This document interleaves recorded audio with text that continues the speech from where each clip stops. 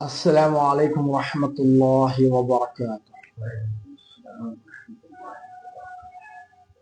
نحمده ونصلي ونسلم على حبيبه الكريم العمين العزيز الرؤوف الرحيم، أما بعد، فأعوذ بالله من الشيطان الرجيم،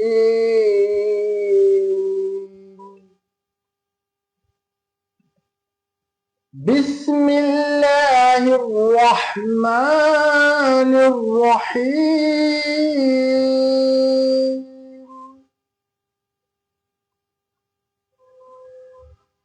يا أيتها النفس المطمئنة،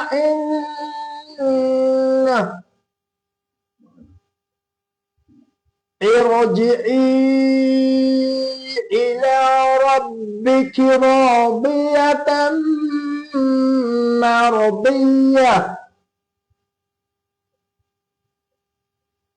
فادخلي في عبادي وادخلي جنتي، صدق اللہ العظیم۔ محترم سامعین اور ناظرین، آج ہمارا آپ کی بزم خدمت میں 40واں پوڈ کاسٹ پیش کیا جا رہا ہے۔ الحمدللہ ہم نے سیرت غریب نواز کے حوالے سے اور 814واں عرس کے حوالے سے آپ کے سامنے حضرت خواجہ معین الدین چشتی رضی اللہ تعالیٰ عنہ کی سیرت کے کچھ گوشے پیش کر رہے ہیں، جیسا تصوف کے حوالے سے ہم نے پیش کیے، اولیاء اللہ کے حوالے سے تزکیہ نفس اور صوفیزم اور نفس کے حوالے سے بھی الحمدللہ اچھی گفتگو ہوئی ہے، اور 39 پوڈ کاسٹ میں قلب کے حوالے سے الحمدللہ گفتگو ہوئی ہے۔ آج اس کا اینالائز آپ کے سامنے پیش کیا جا رہا ہے، اور 39 پوڈ کاسٹ میں جو قلب کے جو اقسام بتائے ہیں مفتی صاحب نے، بالخصوص قرآن مجید سے، اور ناظرین یہ بتاتا چلوں کہ جب قرآن سے کوئی عنوان اور قرآن سے کسی چیز کو بیان کیا جاتا ہے تو وہ بہت اوتھینٹک ہوتی ہے اور نالجیبل ہوتی ہے اور بہت انفارمیٹو ہوتی ہے۔ قرآن سے اور قلب کے جو 5 اقسام جو مفتی صاحب نے بتائے ہیں وہ لاجواب ہے۔ الحمدللہ ہر ایک اس کو سنیں اور اس کو غور و فکر کرنے کی ضرورت ہے۔ جو ہم نے سوال کیا تھا مفتی صاحب سے، اولیاء اللہ کو کس قسم کا نفس حاصل ہوتا ہے، نفس مطمئنہ، اور کس قسم کا قلب حاصل ہوتا ہے، قلب مطمئنہ، اور اس کے 5 اقسام جو مفتی صاحب نے قرآن کے حوالے سے بتائی ہے۔ اس کی پہلی جو قسم ہے قلب آخر، جو سورہ بقرہ آیت نمبر 283 کے حوالے سے پیش کی ہے۔ قلب آخر کس کو کہتے ہیں اور وہ کیسا ہوتا ہے، اس کا لفظی ترجمہ یہ ہے، قلب آخر کا شہادت کو چھپانا۔ کون سی شہادت کو؟ قلب آخر کا لفظی ترجمہ ہے گناہگار دل، گناہگار دل، لیکن یہ حاصل کس کو ہوتا ہے؟ تو جو قلب آخر کا لفظی ترجمہ گناہگار دل، اور جس کو حاصل ہوتا ہے وہ کیا ہے؟ شہادت کو چھپاتا ہے، توحید اس کو چھپاتا ہے، رسالت کی شہادت کو چھپاتا ہے، اہل بیت کی شہادت عظمتوں کو چھپاتا ہے، صحابہ اکرام کی عظمتوں کو چھپاتا ہے۔ گویا تمام جو حقائق شہادت ہے اس کو چھپانا قلب عاصم کا کام ہے۔ اور مفتی صاحب نے دوسری قسم ہم کو بتائی ہے، اگر قلب عاصم کی جو ضد ہے، اپوزٹ ہے، جو کوئی شہادت کو مانتا ہے، توحید کو مانتا ہے، رسالت کو مانتا ہے، اہل بیت کی عظمتوں کو اور صحابہ کی عظمتوں کو، اولیاء اللہ کو مانتا ہے، تو اس کا قلب مصدق ہو جاتا ہے، تصدیق کرنے والا قلب ہو جاتا ہے۔ اور دوسری جو تعریف قرآن شریف سے بتائی ہے قلب سلیم کے، اور وہ قرآن شریف کی شعراء آیت نمبر 89 کے تحت بتائی ہے۔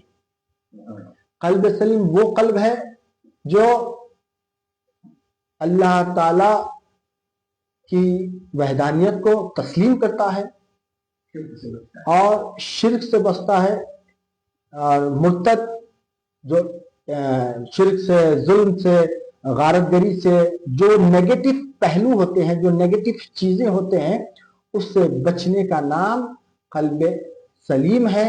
جو قلب سلیم جو اس کے آیت نمبر شعراء آیت نمبر 89 سے بتائی ہے، اور قلب منیب جو سورہ قاف آیت نمبر 33 کے تحت مفتی صاحب نے بتائی ہے۔ قلب منیب کس کو کہتے ہیں؟ قلب منیب اس کو کہتے ہیں چھوٹی چھوٹی نیگیٹیوٹی جب ہو جاتی ہے، چھوٹی چھوٹی غلطیوں سے اللہ سے رجوع ہو جاتا ہے، اے اللہ مجھے معاف فرما دے، اے اللہ مجھے معاف فرما دے، اللہ سے رجوع ہوتا ہے، اور ہر حال میں اللہ سے رجوع ہوتا ہے۔ خشیت اللہ اس کے دل پر طاری رہتا ہے، اور وہ نیگیٹیوٹی کو پسند نہیں کرتا، چھوٹی چھوٹی برائیوں کو تک پوائنٹ آؤٹ کرتا ہے اور اللہ سے رجوع ہو جاتا ہے۔ یہ قلب منیب کی علامت ہے۔ اور چوتھا جو قلب، اس کی تعریف بتایا ہے مفتی صاحب نے سورہ غافر، اور اس کو سورہ مومن بھی بولتے ہیں، آیت نمبر 35 کے تحت، جو قلب منیب متکبر ہوتا ہے، قلب متکبر ہوتا ہے، وہ گھمنڈ میں رہتا ہے، وہ اپنے آپ میں اتنا گھمنڈ رہتا ہے کہ ظلم، زیادتی، جبر، ظلم کرتا ہے، مرڈر کرتا ہے، اور جتنے فسادات ہوتے ہیں، یہ قلب متکبر کی علامت ہے۔ اور قلب متکبر اللہ کی صفت ہے، جو اللہ کی قلب متکبر اللہ کی صفت، اللہ قلب اس کی صفت ہے، اللہ تعالیٰ کی قلب متکبر، جو آیت اللہ الملک القدوس السلام المؤمن المحیمن العزیز الجبار المتکبر، اللہ کی صفت۔ اگر جو کوئی اپنے آپ کو متکبر کہے گا وہ شرک کر رہا ہے، شرک کر رہا ہے، شرک کی صفت ہے۔ اور جو متکبر، جو قلب متکبر کی جو تعریف بتائے ہیں وہ مفتی صاحب نے، اس کا کفر پہ انتقال ہوتا ہے، اس کا یقیناً، کفر پر خاتمہ یقینی، کفر پہ خاتمہ یقینی، کیونکہ وہ تکبر کی دنیا میں رہا تو کفر پر خاتمہ، بس کفر پر خاتمہ، کیونکہ متکبر اللہ کی صفت ہے، اور جو اللہ کی صفت کو اپنے اندر سمجھے گا تو وہی تو مشرک ہے، بس وہی تو، لہذا اس سے بچنا چاہیے، لہذا بچنا، قلب متکبر سے بچنا چاہیے۔ اور یہ گھمنڈ کی صفت ہوتی ہے، ظلم، زیادتی، جبر کی صفت ہوتی ہے۔ اللہ ہم سب کو ایسے قلب سے بچائے جو قلب متکبر ہے، جو قرآن کبھی بھی کسی بھی معاملے میں غرور اور گھمنڈ یہ ہرگز نہیں کرنا، دھیان میں رکھیں۔ بڑی بات آ گئی، شرک کی صفت ہے اللہ، یعنی تکبر کرنے والا مشرک بن جاتا ہے، سبحان اللہ، الامان والحفیظ۔ اللہ تعالیٰ قوم کے تمام بچے اور جو بھی اس میں ملوث ہیں محفوظ کرنا، غرور، گھمنڈ، ان سب سے ہمیں محفوظ کرنا۔ اور پانچویں جو قلب کی تعریف مفتی صاحب نے بتائی ہے، قلب مطمئن، جو سورہ رعد آیت نمبر 28 کے تحت، الا بذکر اللہ تطمئن القلوب، آگاہ رہو اللہ کے ذکر سے دلوں کو اطمینان حاصل ہوتا ہے. جو یہ قلب جس کو حاصل ہو جاتا ہے اللہ کی یاد کرتے کرتے وہ قلب مطمئن ہو جاتا ہے. قلب مطمئن ہو جاتا ہے اور ان کا اس قلب کا خاتمہ بالخیر ہوتا ہے، ایمان پہ خاتمہ ہوتا ہے. اسے یہ قلب حاصل ہو اس کا خاتمہ بالایمان ہے، یقینی ہے. اسی لیے یہ شان اولیاء اللہ کی اعلیٰ شان ہے. اولیاء اللہ کی اعلیٰ شان ہے. آج کہہ دیجیے غریب نواز کی شان، غریب نواز کی شان ہے. آج ہم یہ پوڈ کاسٹ میں جو ہائی لائٹ کرنا تھا وہ یہ کہ درگاہ وغیرہ پہ جو جاتے ہیں تو زیارت کا جو وقت ہے وہ فکس کر لیں. ہم نے بتایا تھا 39 پوڈ کاسٹ میں زیارت کا جو وقت ہوتا ہے فجر کے بعد جائے یا عصر کے بعد جائے اور اپنے بے شک نمازوں کا وقت جو ہوتا ہے، جب فرائض کا نمازوں کا جب وقت ہوتا ہے وہ وقت زیارت نہ کرے، کیونکہ اولیاء اللہ بھی اپنی خبروں میں ذکر الہی میں مشغول رہتے ہیں. یہ دلیل ہے نا، اللہ کے ولی کا دل قلب مطمئن ہے اور وہ کس سے ہوا ہے؟ اللہ کے ذکر سے. مطلب اللہ کا ذکر کرتے ہیں.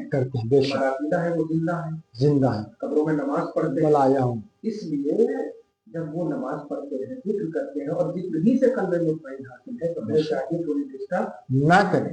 اور ہم مسلمان ہیں نا، ہم پر بھی لازم ہے کہ نماز کے اوقات میں نماز پڑھے، نماز کے اوقات میں نماز پڑھے اور وہ نمازوں کے اوقات میں ہم ان کی زیارت نہ کریں، کیونکہ وہ لوگ ذکر الہی میں مشغول ہوتے ہیں.